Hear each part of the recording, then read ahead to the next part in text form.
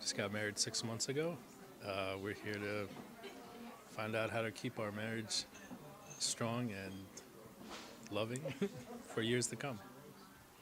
We're here pretty much to work on our relationship. We're getting married next year, so we're looking to improve on our relationship and hopefully last a really long time together, a lifetime.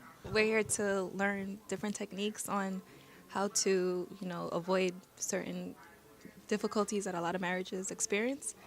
And Better our communication. yes, and to meet other happy couples. This is our first seminar that we are attending, and I'm hoping that it shows us how to enrich our love more, how to understand each other more, because there's always room for more improvement. Our relationship is strong, but it's good to be here. It's good to learn, talk to other couples and see what they have to say. I mean, we've been married 24 years now, and hopefully another 24. I'd like to have a good relationship. I'd like to have a good marriage, and I feel that the more I can learn about how to communicate and learn how to be more intimate with my spouse, the better the relationship will be.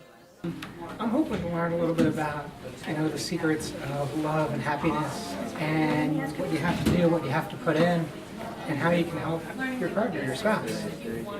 I'm looking for also, I guess, some practical tips on what we can do to help keep our marriage as kind of fresh and really show our appreciation for each other in daily life. So that's what we're hoping for. We thought that the seminar or class was really great. We learned a lot about each other, and we learned that we do love each other. Maybe we express it a different way, and we're going to take these tools that we learned today to apply it towards our relationship to make it much better in the future. But I definitely think that this course is very educational.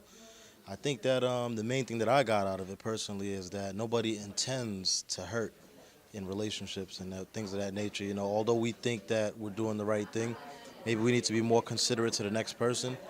And moving forward, I definitely think that all relationships need these type of classes and courses, to pretty much remind them of how to show love and how to be loved. Roberta is currently the Director of Research and Education at the Human Development Company, and prior to that, Roberta taught at Stony Brook Marriage and the Family and Sociology.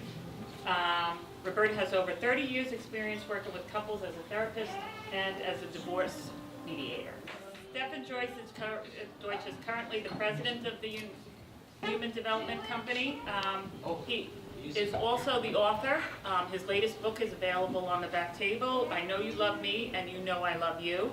Stephen is a Gestalt therapist with a private practice. Stephen is well known across Long Island communities with his marriage counseling. And we're very lucky to have both presenters tonight. I've been working with Stephen for 5 years now, and I thought when I first came to work that I knew everything there was to know about marriage and relationships, and I was very surprised to learn a lot. And I've been able to apply the things that I've learned to my own relationships, and my life is much better as a result. So I'm really hoping that you get a taste of what we have to offer and that you feel the same way when you leave tonight. So just a little bit more about me. I have been doing trainings and workshops and seminars at major national and international psychotherapy conferences. And these conferences are for people in the academic world. And so the theories have been very well received at these conferences. And so we're going to be talking about something new. And new always takes a little time to get adjusted to. I'm sure that when people discovered the earth was round instead of flat, it took a little time to kind of venture to the edge, and because they used to think they were going to fall off, right? And then they discovered they did. So there is newness here. We welcome your questions.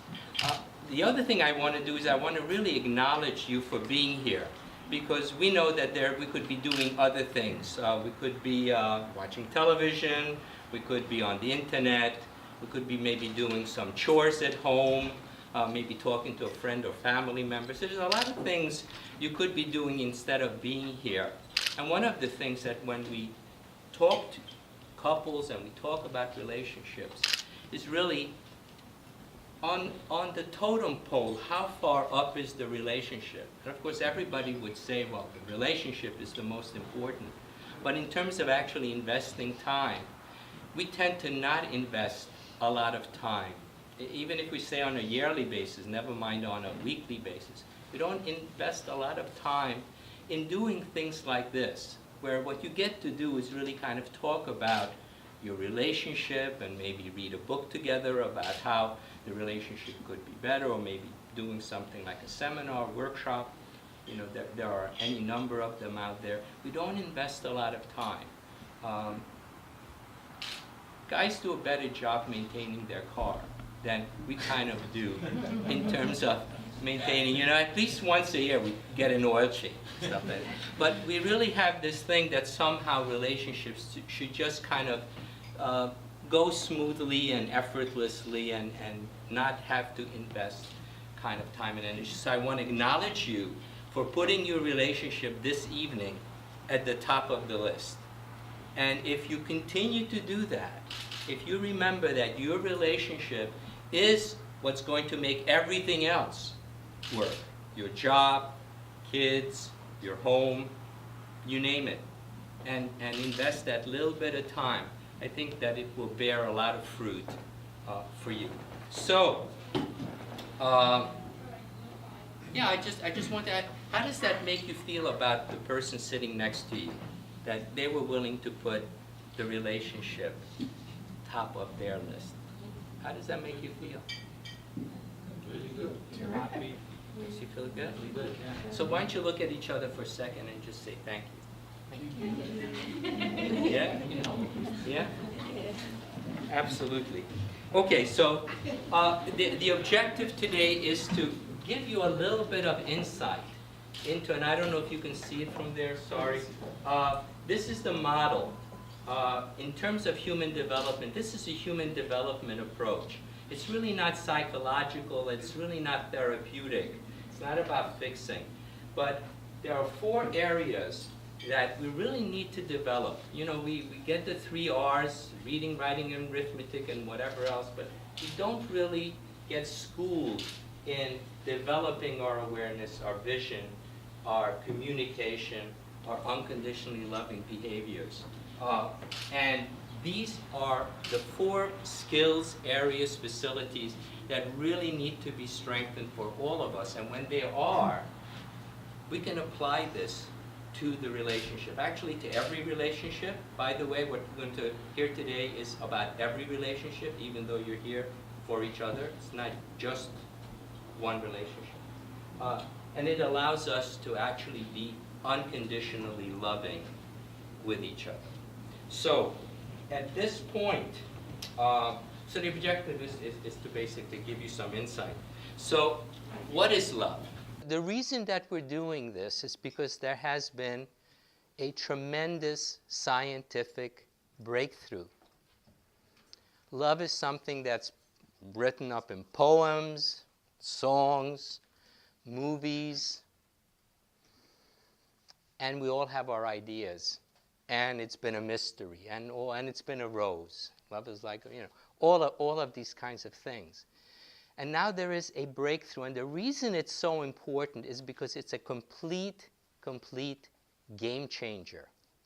When you actually understand what love is, the way we wind up interacting with other people and dealing with ourselves is completely different than anything we've imagined being.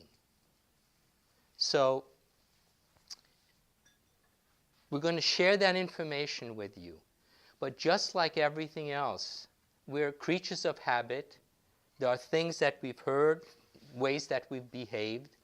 And this is not something that can be assimilated and just, oh, now I heard it, now tomorrow. It's not like that.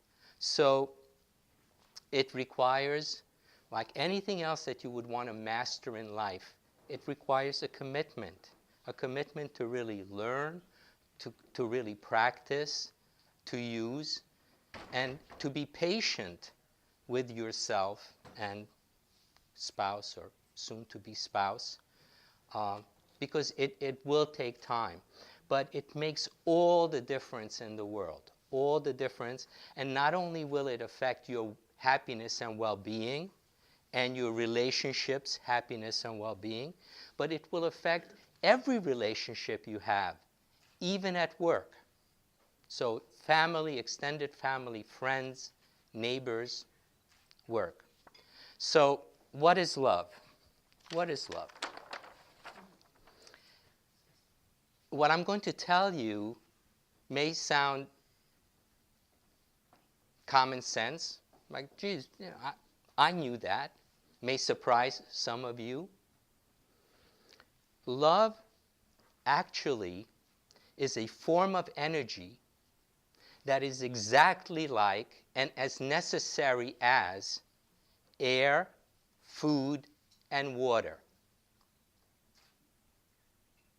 It's not a romantic notion.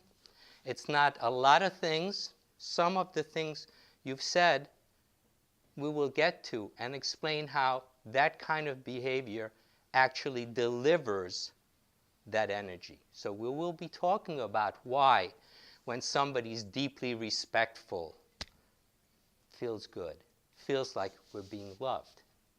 So, love is a life-sustaining energy. Now, we often confuse love with romance. As a matter of fact, I would say that most of the people that I talk to really think that romance is the major component of love, because that's the way we hear it. That's so. And the feelings around romance are very, very strong. And the reason that they're so strong is because we need that energy to actually procreate. I mean, we're a species, and we need to procreate the species. So there needs to be a very strong energy, a very strong attraction, so that as a species, we will do that. But that's something that is automatic. It's something that just happens. It is something that basically doesn't nourish us. Loving energy, on the other hand, is something that doesn't happen automatically, something we have to actually think about. To put someone before yourself is a thoughtful act. So love is an energy that we have to actually become thoughtful. We have to be conscious in order to generate that energy. And what it does is it enables us to thrive. See, air, food, and water helps us exist, but without love, without that energy, without that nourishment, we actually don't thrive. So when we're reaching for happiness and we're even reaching for health and well-being, there's a lot of things that we reach for. It is impossible to have it. Some people want to be successful, and we know all the stories because we hear them all the time. The tragedies of people who've become very famous, very successful, idolized by everybody. They commit suicide, they abuse drugs. Why? It seems like they're loved by so many people. Admiration is not love. Admiration doesn't bring nourishment to us. Praise doesn't bring nourishment to us.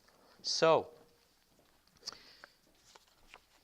it's one of the concepts that takes us some while to get used to, that what brings us together, that attractive force, is not really the love that we need in order to really be happy long term in the relationship. And again, you probably have thought of this. I mean, there's a lot of common sense and common knowledge when we talk about this stuff.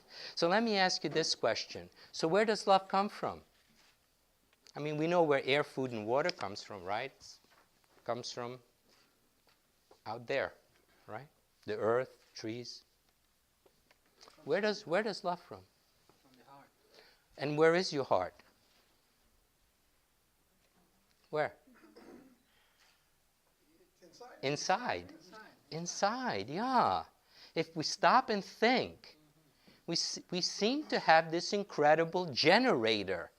It's like, you know, when all the lights went out, everybody ran out to buy a generator, right? Home Depot didn't have enough generators, right? It seems like we have this incredible generator inside of us. And you know how you know that you have this generator? Because when you are deeply respectful with someone, when you're appreciative with someone, when you encourage someone, when you're just a little patient with someone, when you put them ahead of yourself, we can all feel it. We feel something that this other person is doing. So if love was nothing, if it was a word or a romantic notion, we wouldn't actually feel it. And the opposite is also true. How do we feel when somebody's impatient or discouraging or doesn't appreciate us or doesn't accept who we are? How does that feel? It's awful. Feels awful. Why would it feel awful? They're not hitting us in the nose. Seems like nothing is happening, but something must be happening for people when they behave certain ways, and that makes us feel awful. Because what they're actually doing is they're not sending us this energy that we seem to need so much. Because now we know, and by the way, just so that you know, it's an 8-year-long study at the University of North Carolina. So this is serious research. This is not whatever. 30 years ago, I had the notion that love was a nourishment, because that's the only thing that seemed to explain to me why we were so desperate for love, why we, you know, looked to get into relationships and why it hurt so much. So I theorized that. And it took 30 years for science to actually catch up with the theory and demonstrate the fact that, that love is a life-sustaining nourishment. It's an energy that we're able to generate and actually give or withhold. Or withhold. Okay? So, if love is inside and we're able to generate it and we're able to give it to each other and we're able to withhold it from each other, and it's life-sustaining and important, then let me ask you this. What is the best source of love for each of you? What is the best source of love? Important to know these things. Like it's important to know the supermarket has food. We need to know that, right? We need to know the best source, right? We need to know where to go, right? Life-sustaining nourishment, food and water. What's the best source of love? I mean, I guess also like each other's parents are... Parents are a good source of love. I mean, you're sitting here. So one of the reasons, and one of the important reasons that we get married is because we're assuming that this is going to be a very consistent source of love. Because we need it. We need that consistent source of love. So yes, we have that procreative energy that brings us together. But even more important than that, we're expecting this loving energy from each other because we need it. But the best source of love is yourself. Now, why? Why do I say that? And you know, when people hear that, sometimes, oh, self-centered or you're selfish, or some people might say, well, it's maybe impossible. But the reason that you're the best source of love for yourself is because that's the only source you have full control of. No one can stop you from loving yourself. Every other relationship, hopefully the person gives us what we need. But we're going to talk about the fact that the way we're raised, we don't realize that we give and withhold and give and withhold and a little more, a little less, da da da da da. And that kind of drives us a little bit crazy because we're dependent on the other person and we don't really understand the concept of loving ourselves. What does it mean to love yourself, and how do I love myself? So let me ask you this. How does a person love themselves?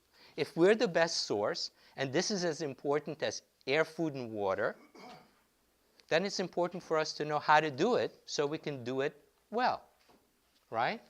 Everybody here has learned how to be self-sufficient when it comes to air, food, and water, right? You don't go to other people and say, please feed me. That's not, that's children, right? I have a 4-month-old granddaughter, and she says, and it means feed me.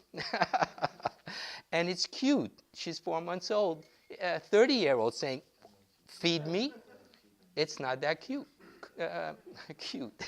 So we've learned to feed ourselves, but now love is something that you need to nourish you, so you need to learn to feed yourself. So then relationships become icing on the cake. It's not something you're dependent on. It's something that is there to make life better, not because we need it so much. Okay? So how do we love ourselves? How do we love ourselves? Come on, you know. Just being accepting of your own faults and your own positive okay? Being accepting of yourself the way you are. Good. How else? Not allowing other people to put you down. Perhaps not allowing other people to be too critical and that kind of stuff, to be critical. Good. How else? Getting enough sleep and making sure you're, okay. dressed properly, like okay. warm. Self-care, taking care of yourself is a way. Okay, good. Any other way? This is very important. This is one of the things we need to really learn, is how to love ourselves. Because out of loving ourselves, we're much more capable of loving others. Out of loving ourselves, we become much more capable. Just think of it, if you didn't eat. If you didn't eat and couldn't take care, you would be lethargic, you would be weak. It would be very difficult to help other people. They asked you, can you help me do this? Can you help? Yeah, but I'm so tired, I can't get out of bed today. So we know we need to eat in order to physically be able to do it. We need to nourish ourselves emotionally so we can give that emotional, loving energy to people. So I think some of you are on. Here, actually, let me bring this a little bit forward. I don't know if you could see it.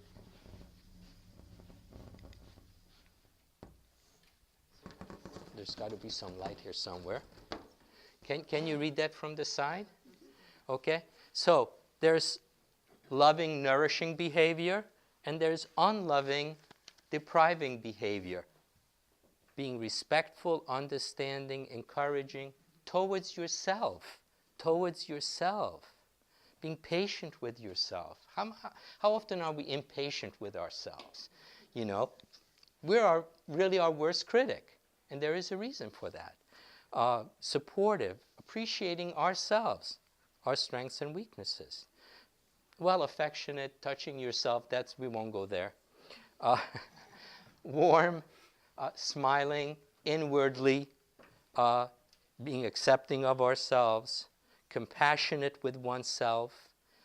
So there are a lot of ways that we're able to nourish ourselves. And then there's a lot of behaviors directed towards ourselves. This stuff is directed towards us. We have that little voice in the back of our heads that talks almost 24 hours a day. At night we call it dreams. It's that kind of stuff. And it tends to be hypercritical. Tends to be really, really critical. So we have to become really aware of that little voice and kind of tell it to hush up. In psychology you say, we've integrated parents' parental voices, and they're talking. And part of parenting is always correcting children. Don't do that. Don't touch this. How to do it better. Why don't you get 100? You only got 7. And that little voice winds up to be our little voice. And it's like, how come? And it's not good enough, and we're not good enough. And so we have that voice going on quite a lot in our heads, right? So once we kind of learn this, and this is why it takes time, because we do a lot of this, and we're not aware we're doing it. We've never stopped to really listen to it. We don't like when other people do it. That's the stuff that's then painful, when somebody's impatient with us, or they're ungrateful, they don't appreciate we did something for that, or just the silent treatment, or any number of things that we tend to do, which we don't realize how painful those behaviors actually are. We know it when it comes in this direction, but when we're behaving that way, we're not really equating that with withholding air, food, and water from someone. That in a way it's even more important than air, food, and water. There are people in the world who eat very little. They do get air, but they eat very little and they have very little water. And yet, in terms of the happiness index that UN does worldwide, a lot of these poor countries and poor people tend to be happier than we are here in America because of the way they actually interact with each other, So it's important to learn this. It's important to apply it to yourself. Of course, it's important to apply it to each other. It's very important to apply it to each other, so that when somebody maybe raises their voice or something, the word is, that didn't feel very loving. That didn't feel very loving, because that's really what it feels like. This way we're able to make each other more aware and more aware and more aware. And it takes time. And you have to be this is something new. You have to be very patient when you do this with each other. Don't think just because we had a couple of, we had an hour here and we talked about it, that the next day or the day after it becomes something that's easy to do. But if you patiently encourage each other and remind each other, who are really great at this? When I do this with adults who have kids, and they go home and they say, well, this is, they say, and then the kids come back the next day and say, Mom, that wasn't very loving. Mom raises her voice or something like that, gets impatient. Mom, that wasn't very, they get it like this. They get it like this. So, the other thing I want to say about this loving energy is that as important it is, it's not sufficient. It needs to be unconditional. Now, you've heard this word, unconditional love. And a lot of times people think, come on in, a lot of times people think it's not possible. It's just not something that's possible. Or again, it kind of sounds selfish or self-centered or something like that, to love yourself unconditionally, impossible to love other people unconditionally. So here, there's another piece that we work at, and that is something we call vision. So you hear that word unconditional love, and I've discussed words like love and unconditional for many years with a lot of people. And again, just like with love, we have ideas about what unconditional means. So what I want to do is bring you back to love is nourishment, air, food, and water. Unconditional means consistent. That's all it means. For a lot of people, what comes back is, if I'm going to love somebody unconditionally, they'll just walk all over me. It means I'm going to put up with all kinds of behavior. That's not what unconditional means. It means I'm going to tell you I'm really disappointed in you not doing the dishes, that you broke an agreement, and there are going to be consequences if, when we make agreements, you don't keep your agreement, and I'm going to do it very lovingly. I'm going to do it very lovingly because I love you, and I also respect and love myself. And that part of that loving myself is to tell you how I feel.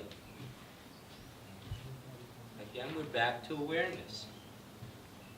And if I don't share this with you, we're never going to get to that vision called a really great relationship. We just won't, because there'll be all this stuff kind of lying around.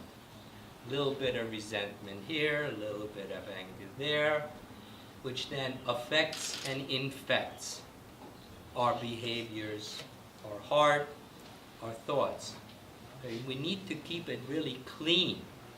Just like with the dishes, we need to keep it clean, and the only way to keep it clean is to really communicate unconditionally, meaning communicate lovingly your upset, your anger. People do things, we're not perfect, right? We're talking about everybody does the best they can. We really, really do. So, when you make a mistake, am I going to withhold the love? So this thing called love, again, we talked about the fact we don't see it, but we really do feel it. Seems like we have this internal generated, this amazing something that kind of generates this energy. But you know, all of these generators have switches on them, right? Can be turned on, they can be turned off. And with this nourishment, this love, you got to keep your hands off the switch. This is not one of those turn it on, turn it off. You disappointed me, switch off. You please me, switch on. We're having a good day, switch on. Da-da-da-da-da, switch off. Needs to be on all the time. So you're expressing whatever you need to express, no matter how difficult it is, in a loving way. So this is what Roberta was talking about. When you're really, really upset with someone, when you say to them, I know you love me, and you know I love you, it brings both of you back to reality, so to speak. Because when we're upset, we're kind of on automatic. Roberta likes to use knee-jerk reaction. We have all of these ingrained behaviors that we kind of go to. When we take the time to just say that, it kind of brings us back to ourselves. It helps us realize who it is that we're talking to. You know, we have a vision about having a lifetime, forever loving relationship. We have to be very conscious and aware all the time, all the time. So I'm sure you are all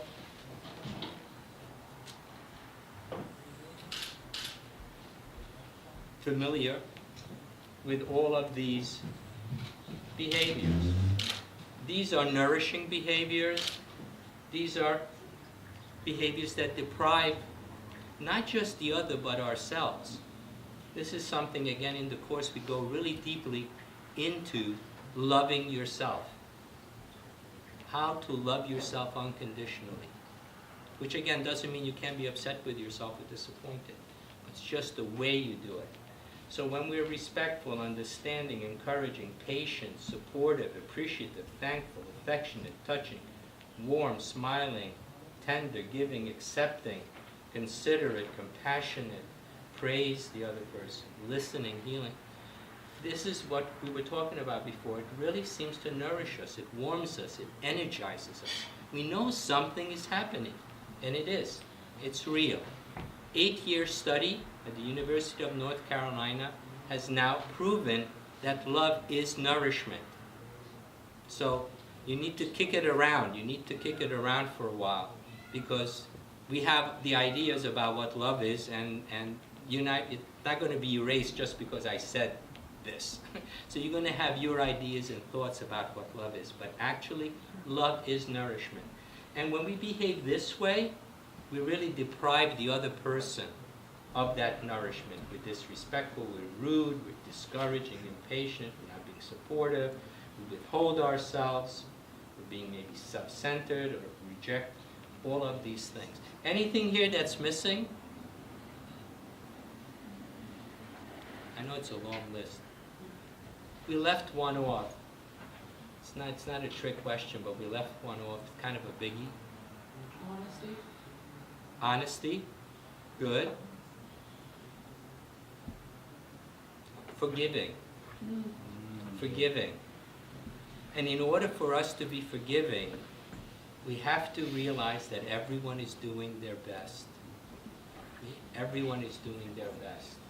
When we realize everyone is doing their best, when we understand that, it's much easier for us to forgive and to move on and behave lovingly. In order to deliver this in a consistent manner, and that's what unconditional means. Unconditional doesn't mean letting somebody step all over you.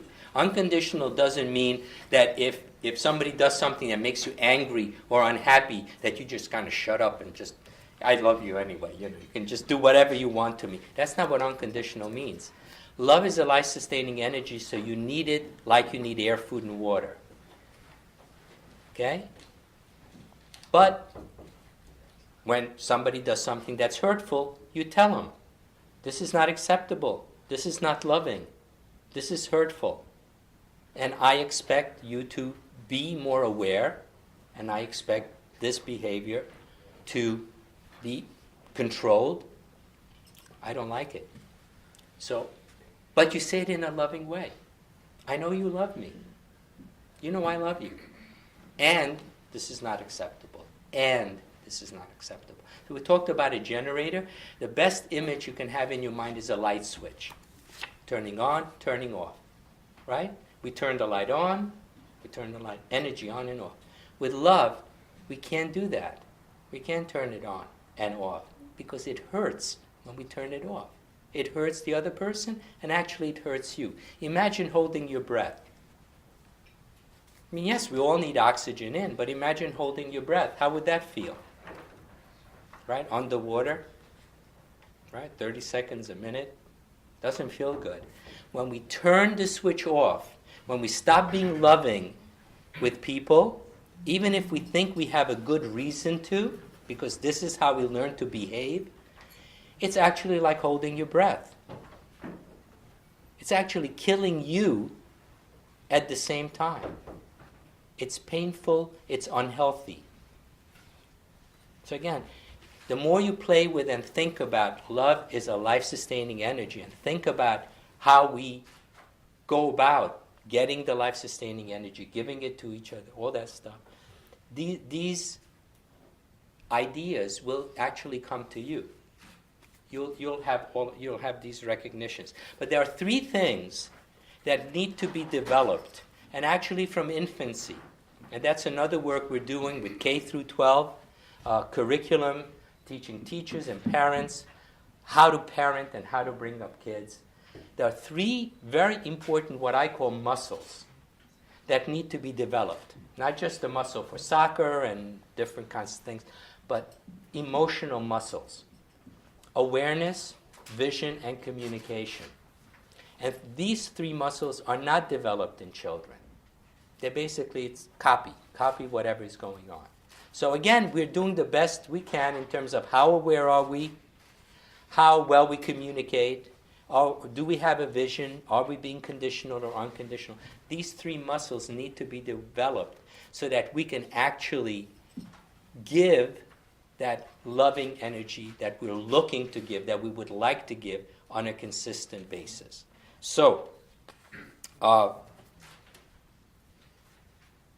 vision, I already explained, it's kind of a goal you're working. One of the things we do, for instance, with awareness is just tell people, for the next week, just notice your breath. See if you're breathing. See if you're breathing in deeply or shallow. See what happens when you get nervous, when you get upset with your breath. Again, it's awareness. It's starting from more basic things and then building up to saying, notice for the following week if you're being loving, when you're being unloving. Notice your behavior. You're developing your awareness. You have your vision that you want an unconditional relationship, and that then impacts your communication. So again, when somebody does or says, because we're human, we're going to make mistakes, we're going to forget, we're going to be thoughtless, we might raise our voice, all of those things. When we say something about it, it needs to sound like this. I know you love me, and you know I love you, but what you just said or did was unloving and hurtful. And when you speak like that to someone, first of all, your hand is off the switch. They feel the love, and it feels 10 times worse than if you yelled at them. If you yelled at them, that little voice in the back of it says, you idiot, you do stuff too. It's your fault, it's this and that. We don't want to be attacked. We don't want to be criticized. We don't like this. So if we come to someone, even if we're right, we have to say it, communicate it effectively. When you communicate effectively, it brings you closer, even if it's about a problem. When you communicate ineffectively, then creates bigger distance. So that there are other elements. This is important to know. Now you know the central, most important thing, that love is a life-sustaining energy.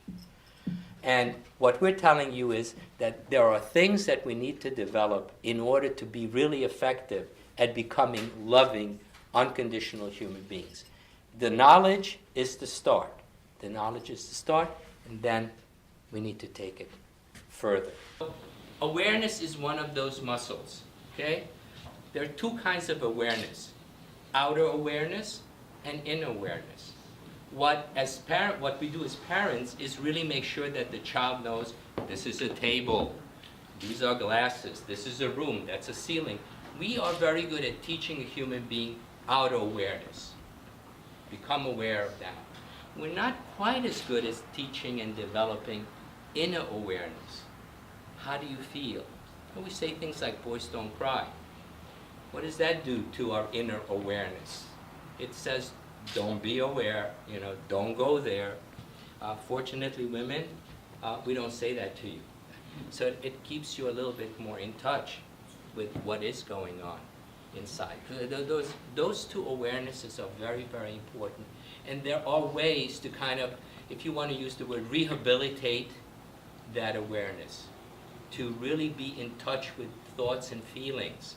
Because if we're not, it becomes very difficult to share that with someone, to actually say, this is the way I'm feeling. I'm feeling a little hurt, or I'm feeling sad, or I'm feeling very loved, or thank you, all of those things. So awareness is one of the muscles that when we do the work with individuals or couples or groups, that we really make sure it's the foundation of great interpersonal and interpersonal relationship. And now, Roberta. Okay, so what I want to ask, Stefan touched a little bit on how you feel when, if you look at the side of the list where your feelings are hurt, where somebody is not supporting you. How do you react when your feelings are hurt? Anybody, just your reaction. How do you react to the person that hurt your feelings? Defensive. Defensive? Upset. Upset? Yeah. Rude. Aloof? Rude. Well, you get a little rude sometimes, yeah. Get rude? You can become bitter, a little bitter. Right. Shut down. Shut down? Yeah, that's a big one. Some people shut down for days. Some of us grew up in families where our parents, one or the other, would shut down, and so that's how we learned how to react when someone hurts our feelings. Is it different when your partner hurts your feelings, or when anybody else hurts your feelings, like a neighbor or a coworker or something? It's harder when your partner. And your reaction, what's your reaction like when your partner hurts your feelings? Upset. Stronger than when someone else hurts your feelings. Okay, so would you believe me if I told you that people don't hurt your feelings on purpose? That they really don't, even though it might feel like they do? Anybody believe that they do it on purpose? I think it depends on the situation. On the situation, okay. All right, anybody else? Sometimes they do. Sometimes you think they do? You think they wake up in the morning and say, when I go home tonight, I'm going to hurt her feelings. I'm going to piss her off. I'm going to get her so that she doesn't want to talk to me for 2 days. So he doesn't want to talk to me for 2 days. You think that's going on in their mind? You think they're aware of that? Like out of spite or like revenge. Sometimes like revenge. Sometimes, and the reason why that happens is that they don't have the skills to do it any better. And most of us don't. Most of us were brought up watching our parents act the way that they act with each other, watching all the media, the people around us, and so that's how we react to things, and that's how we think that's the way everyone should react. It's because we didn't have the skills to do it any better. But if you have the awareness and the awareness skills, that's the first place it starts. And like Stephan said, it's a muscle, and we work to strengthen that muscle. It doesn't come easy, just like any other muscle. If anyone goes to the gym, you know it's a lot of work to get there. Okay, so now we come into the second quadrant, the second muscle. So you all had or have a vision, and it's called that we're going to have a fabulous, wonderful marriage. That's the vision. How do we go from that vision? How do we really have that vision come out the way you envisioned it? What is it that brings that vision to fruition? So you're home and you notice you ran out of milk or something like that, and a couple of things, and you're now going to dash out the door and go to the grocery store and shop. So that's one way of doing it. The other thing you can say, you know what, I have to go for milk. Let me see what else is missing. Let me look at the cupboards. You take a piece of paper and you start writing a list. You want a house. You have this idea. You say to the builder, listen, I want something, you know, like 3 bedrooms, 2 bathrooms, and he goes ahead and he builds the house. Or you sit down with an architect and you start telling the architect exactly what you want, and he drafts it. You're planning a wedding. You can just tell everybody, listen, go sit wherever you want.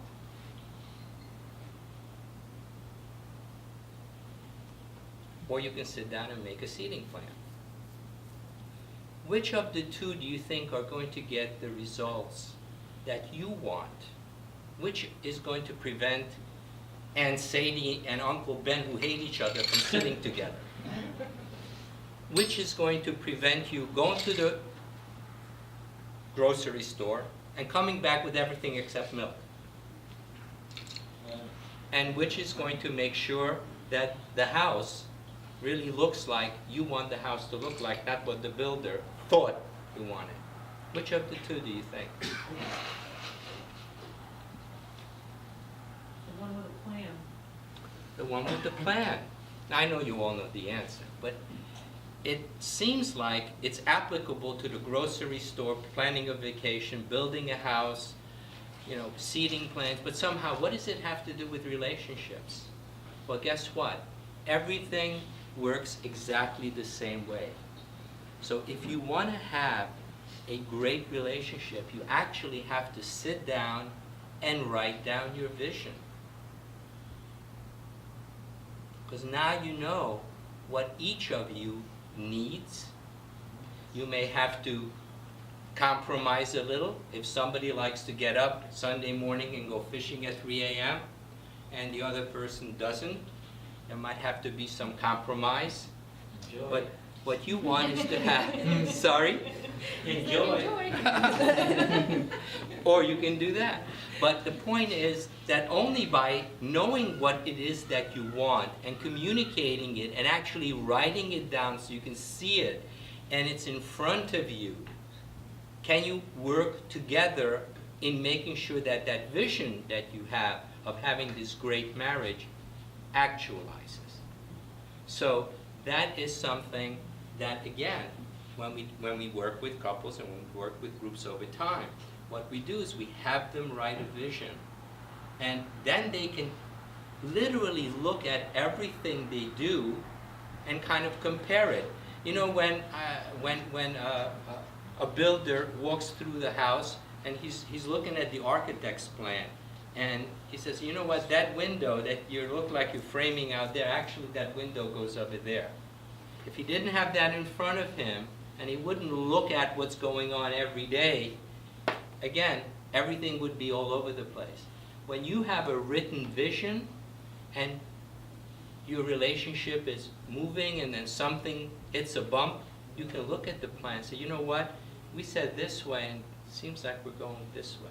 We're off the course. You have something to make you aware of your behaviors and the things that you're doing without having to make each other wrong. Make sure that you stay on the same page. It helps you stay on the same page. And if you want to change the plan, if all of a sudden you decided now you want 5 bedrooms, and you better go and you better start talking to the architect, or you better start talking to each other and say, listen, is it okay if we kind of change the plan a little bit? You know, I thought this, and now I really want that. I don't know how many of you have bought a house. I've done it a couple of times. And I will tell you that once I signed the contract, I really couldn't go back and renegotiate. Geez, I should have put that chandelier, you know. Looks nice, you know. I'm not going to get that chandelier because I signed the contract. So it's important that you do this work, okay, so that you both know where you're going and what you're doing. Well, Stephen talked about the builder's plan, and the foundation for any relationship are your lovable qualities, the lovable qualities that you each bring to it. And so for this little exercise, Angela and Mary Beth are going to give you stickies, little hearts. And what I'd like you to do on one of them, I'd like you to write 3 of your most lovable qualities. And on the other one, write 3 of your partners. Don't let your partner see what you write for him or her. And the one of your 3 most lovable qualities, just put it on your chest, stick it on your chest. The one about that you write for your partner, put it on their back. And then I'm going to give you about 5 minutes to do this, because it's not always easy to think about the lovable qualities. So think about them, write it, and then once you're done, I'll give you a couple of minutes. When I'm sure you're all done, I'll give you the next part of this assignment, okay? Okay, so what I want you to do now for the next part of this exercise, what I'd like you to do is everybody get up and go around and meet and talk to each other and let each other know why you would want to be their friend, based on their wonderful, lovable qualities on their front and on their back. So read their lovable qualities and tell them, you can go as a couple to other couples and just read their qualities on their front. Let them read your qualities and tell them why you would want to be their friend. I'm being silly, you know, I don't care. Yeah, still. Nice. We've been married 24 years.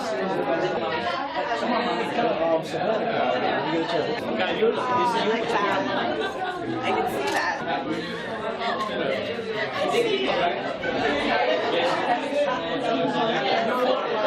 What was it like? How was it writing your own lovable qualities? Anybody have a hard time with that? Yeah? I'm glad that he volunteered. Thank you for volunteering.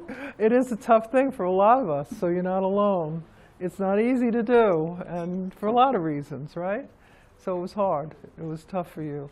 Anybody surprised at what their partner wrote for them? No? You all knew what your partner thought of you and what their partner was going to say? So what did it feel like hearing your partner tell you that you had 3 lovable qualities? It's something that, what was that? Yeah, you know, it's something that we don't do for each other enough. It's very easy to point out what you didn't do and what you didn't finish and what you promised, but the lovable qualities, it just feels good when someone tells you that they validate you, and that's exactly what it is, that you have these wonderful, lovable qualities. And it's again, it's like another muscle that we have to get used to and start telling ourselves, especially for those that had trouble writing at least 3. That we're worth it. We deserve it. We are wonderful, beautiful people. And if we want others to see us that way, we have to acknowledge that ourselves. And again, it's not easy stuff, but it's something that we work on constantly. And it's wonderful when you can work on it together, when you can help each other through and help each other see how really lovable and wonderful you are. We're coming now to the 3rd quadrant, which is communication. So let me ask you this. when our partner says something or does something that really upsets, really upsets you, and you're thinking about talking to them about what they said or did, how does that make you feel? How the idea that I'm going to have to go and talk about this thing that he or she did, how does that make you feel? Anxious. A little nervous. A little worried. A little worried. Yeah. Yeah. Anything else? Good, good. Because when I hear suicidal, I get a little worried. You're suicidal. Apprehensive. So, apprehensive? Yes, absolutely. So, one of the reasons that we have these feelings is because we really haven't been taught how to effectively communicate.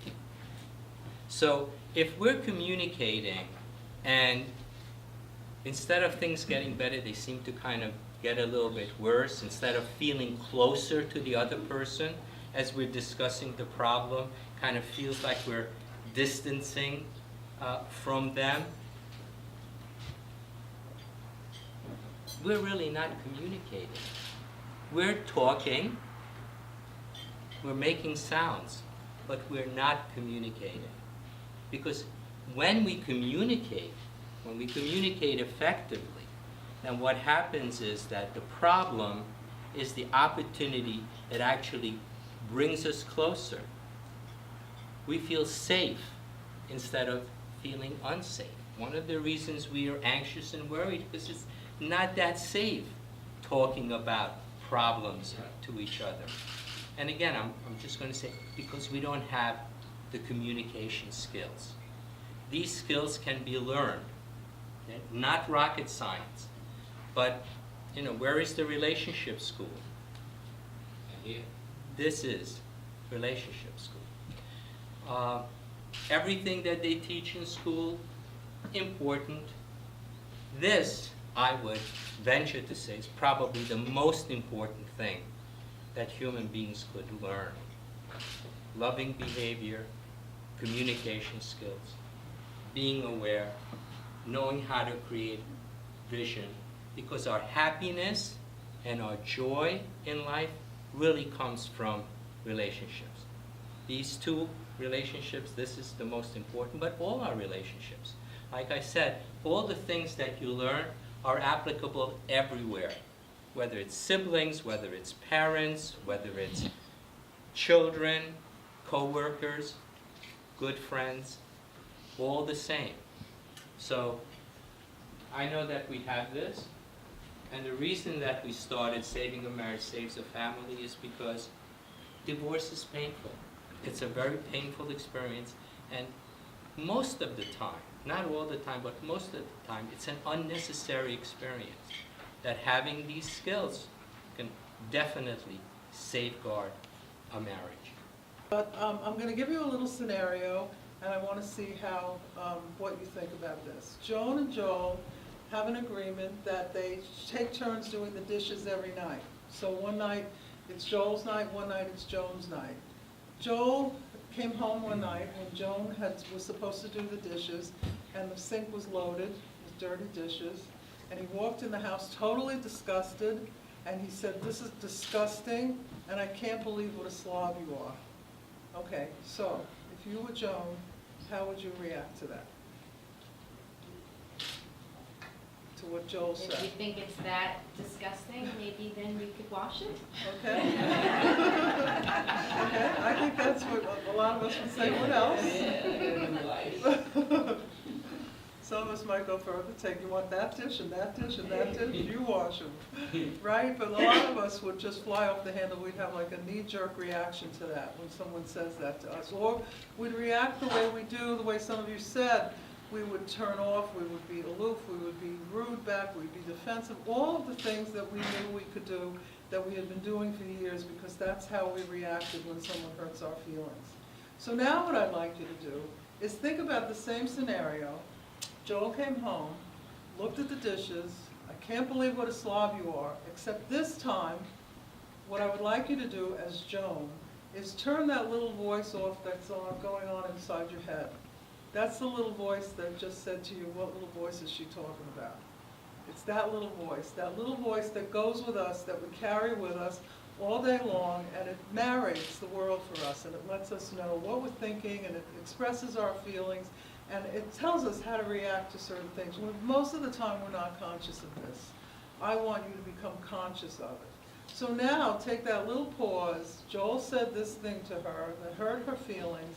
She turned the little voice off in her head, and at that moment said, I know Joel did the best he could.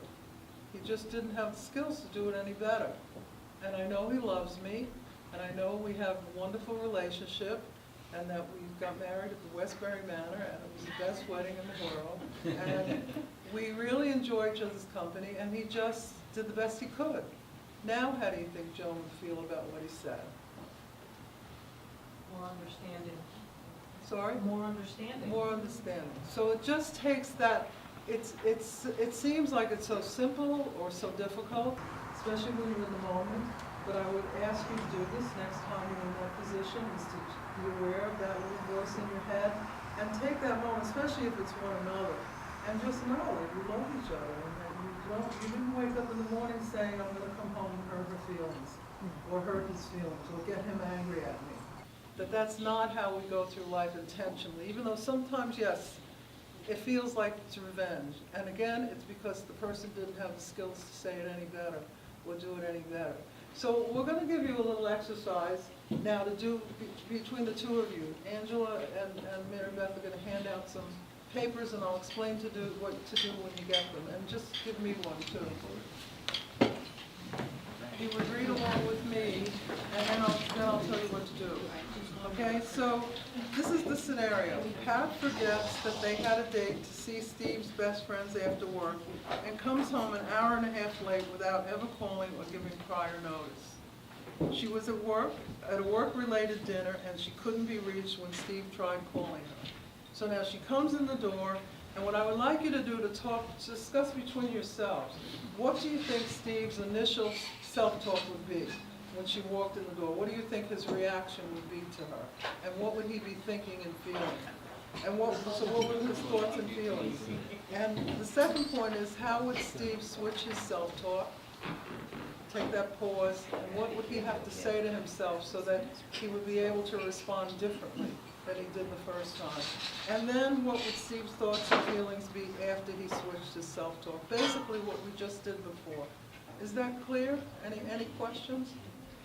Okay, so take about 5 minutes, discuss it among yourselves, what you think Steve would react to the first reaction, and then the second reaction. I mean, the first reaction is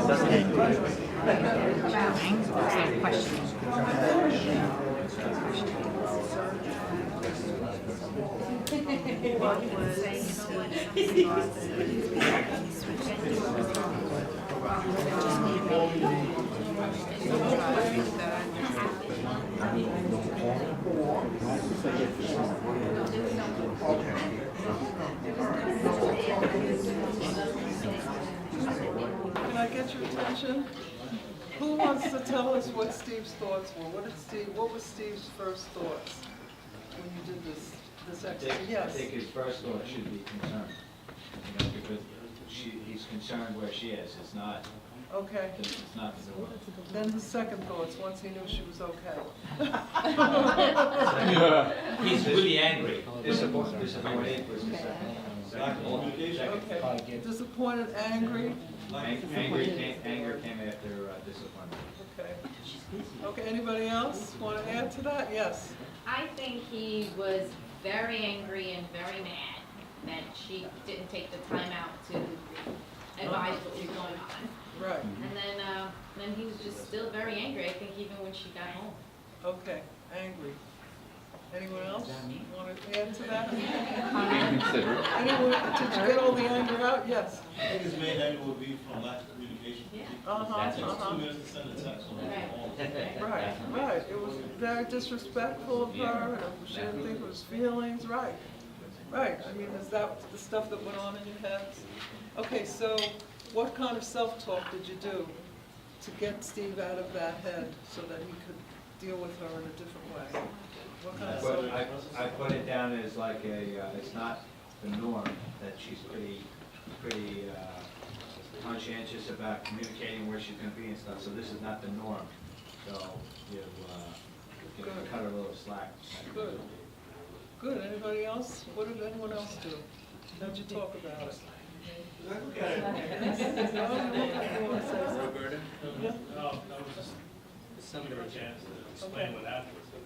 Back there, yes. I think back to the point here was that if it's something that's a recurring issue, right, you would say, okay, it's just another day, happy again, but it's like once in a lifetime thing, and really your switch really doesn't switch because you're in concern mode, right? What happened? Where is she? She's over here, right? So I think it really depends on that situation as well.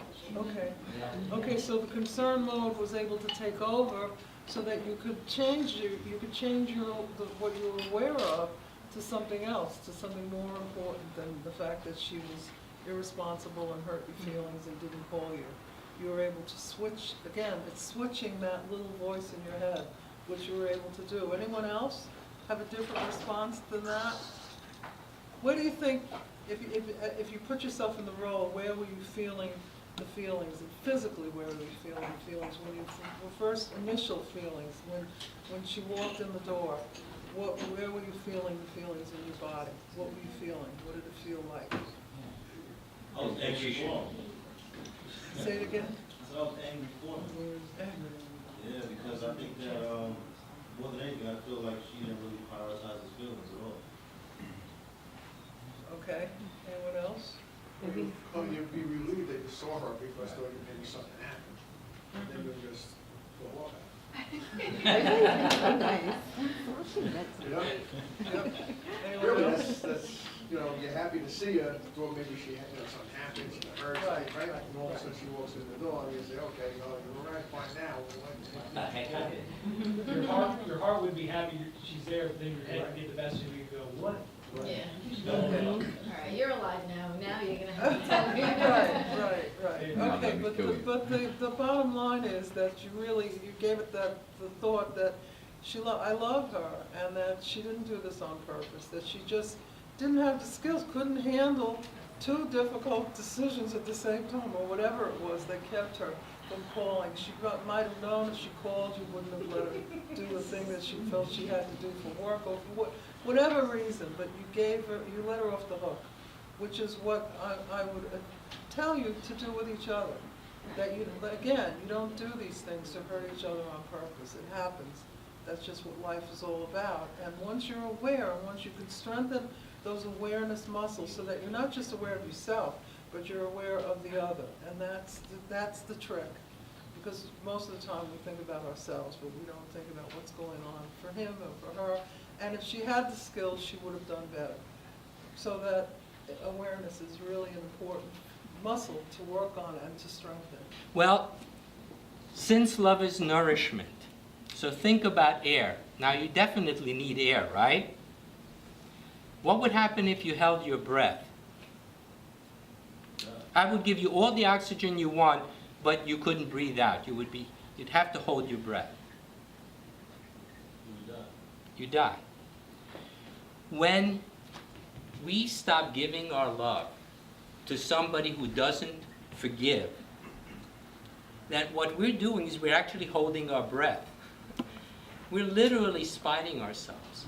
So even people like that, perhaps at a distance, we need to continue to love them, because that nourishment helps them. And of course we communicate, and some communications, handwritten letters, people who haven't talked to each other for 30 years, children who haven't talked to their parents, forever, on and on, siblings.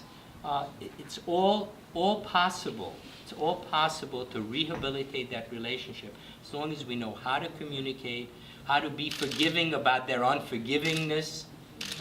But when we're stuck in it, when your experience, and I'm not sure exactly what it is, but most of the time it feels like there is no way out, that And there isn't. With the old tools, with those kinds of concepts that are around, you can't have breakthroughs. But when you start to talk about love and understanding that somebody's maybe very hurt and doesn't believe and thinks it was done on purpose, any number of those things, you have to take a person and begin to slowly give them these different concepts and let them reject them, but eventually, if they understand that this will bring more love into their lives and allow them to love more, it generally works. Yes? So someone who doesn't, because love is in any relationship, not necessarily a marriage or, Right.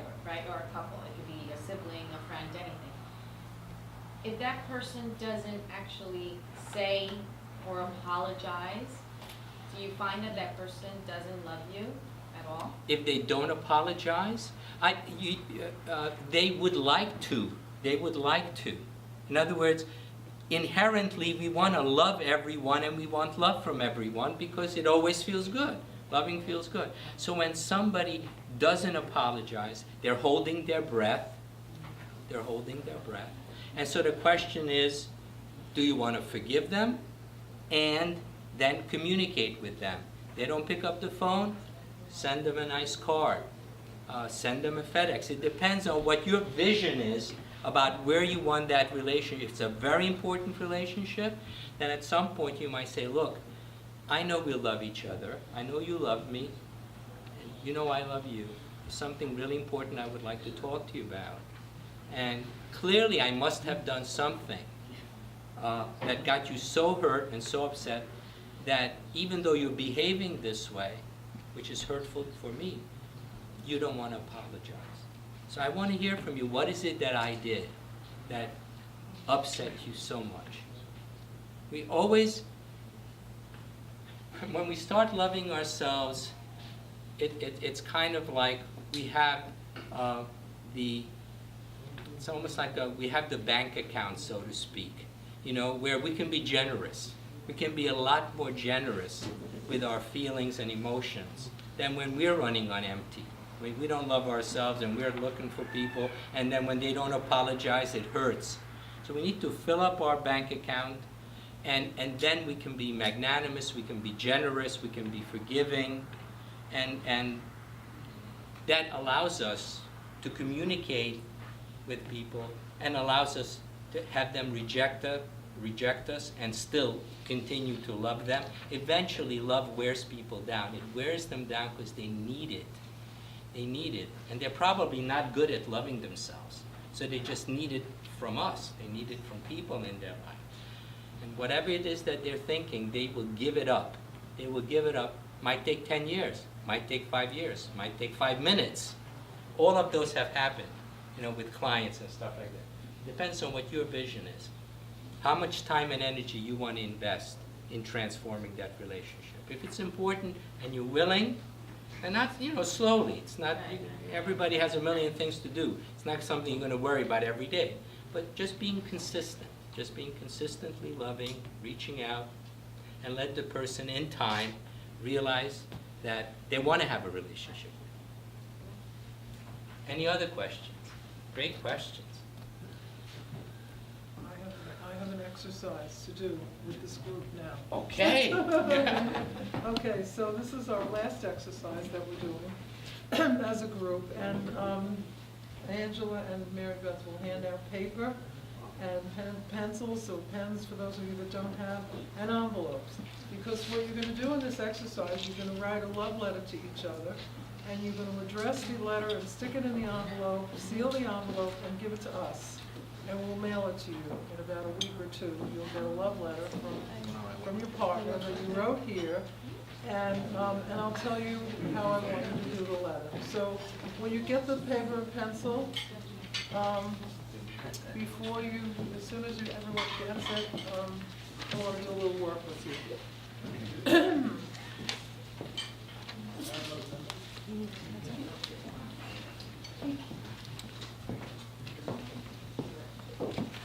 So has everybody got what they need to write your love letter? Okay, so before you write the letter, I would like you to take each other's hands by the hand and look deeply into each other's eyes. They're still at a stage where they can do this. Okay, this is great. Okay, so look deeply into each other's eyes, and I want you to take a deep breath. Take a nice deep breath together, hold it, and let it out. All right, now close your eyes, but keep holding hands, and take another nice deep breath in, hold it, and let it out. One more, deep breath in, hold it, let it out. And what I want you to do is think about the vision that you have for your relationship as you go forward in your life together. And I want you to think about what you need from each other and what you want to give to each other. And what I'd like you to do, you've got about 10 minutes to do this, is begin your love letter, write your love letter, and write what your vision is to each other in the letter, okay? So when you feel good, take a deep breath, open your eyes, and begin writing your letters. I just want to thank all of you for taking part in this tonight. You were great. You're absolutely great. And I just want to wish you the very best as you go through your lives together. And I hope that we were able to teach you a couple of things that you can use over and over and over and over again. Well, I totally recommend this to any couple or even single individuals because relationships are important and it really is a useful workshop. We learned a lot of things on how to communicate and keep a healthy relationship. I think the best part of it was that we need to realize that it is a plan that we need to make, and a work in progress that we need to keep and develop. We'd recommend it to other friends and everything because it's very interesting gentlemen. Yeah, very knowledgeable on relationships, and it helps you learn how to communicate more with each other. I learned basically about how to try to change my behavior in a positive way, change little things that I do to become a more loving person and a more caring and better wife, especially. And I learned about a lot of self-awareness, about what love is, about the positive energy it is, and about how to make it a bigger part of my daily life and a part of how I communicate with my wife. I definitely recommend it. You know, they reinforce slowing down and spending time with your partner and getting to know them and getting to know yourself at all different stages in life, and I think that's really important. Yeah, definitely, and listening and trying to keep the more positive attributes to the forefront and letting your partner know if there is something that is not going so well. I would definitely recommend this. This was very informative. Fantastic. I would recommend doing something like this at least once. You know, if you're Before you get married, if you're in a relationship, I mean, even if you are married and you've been married for 5, 10, 15 years, however long, and you've never done something like this, definitely take the time. You know, it was just a couple of hours. I mean, we could have been doing anything else, like, you know, wasting time watching TV or something, but it was educational, very informative, and I think we both got a lot out of it. Absolutely. So.